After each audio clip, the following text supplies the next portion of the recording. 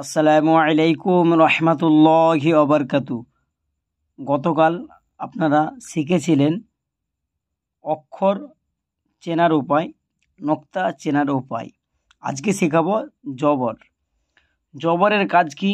জবর যদি কোনো অক্ষরের ওপরে থাকে কেমনভাবে পড়া হবে সেই বিষয়ে বলবো। এই যে দেখতে পাচ্ছেন আলিফের ওপরে এই চিহ্নটি দেখতে পাচ্ছেন, এর নাম হচ্ছে জবর। জবর হলে আপনার উচ্চারণ হবে সদা সর্বদা আ।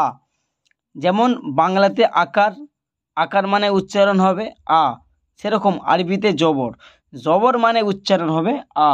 যদি কোনো অক্ষরের ওপরে জবর থাকে তাহলে সদা সর্বদাই উচ্চারণ হবে আ। কিন্তু 8টি অক্ষরের ওপরে জবর থাকলে উচ্চারণ হবে শেষে অ।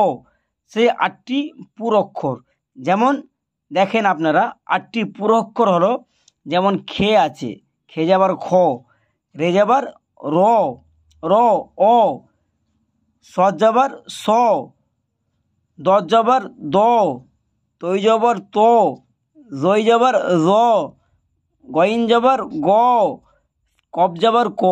এই 8টি অক্ষরের ওপরে জবর থাকলে উচ্চারণ শেষে হবে অ। কিন্তু বাকি যে অক্ষরগুলো আছে তার উপরে জবর থাকলে উচ্চারণ হবে আ। দেখেন এইভাবে পড়তে হবে।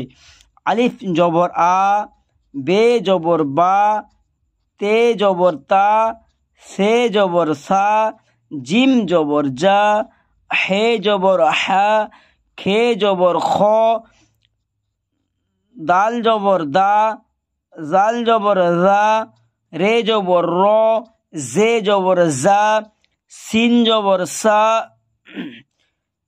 শিন জবর শা, সদ জবর স, দদ জবর দ, তৈ জবর ত, জই জবর জ, আইন জবর আ, গইন জবর গ, ফে জবর ফা, কফ জবর ক, কাফ জবর কা, লাম জবর লা, মিম জবর মা, নুন জবর না, ঔ জবর অ, হে জবর হা, ইয়া জবর ইয়া, ইয়া জবর ইয়া।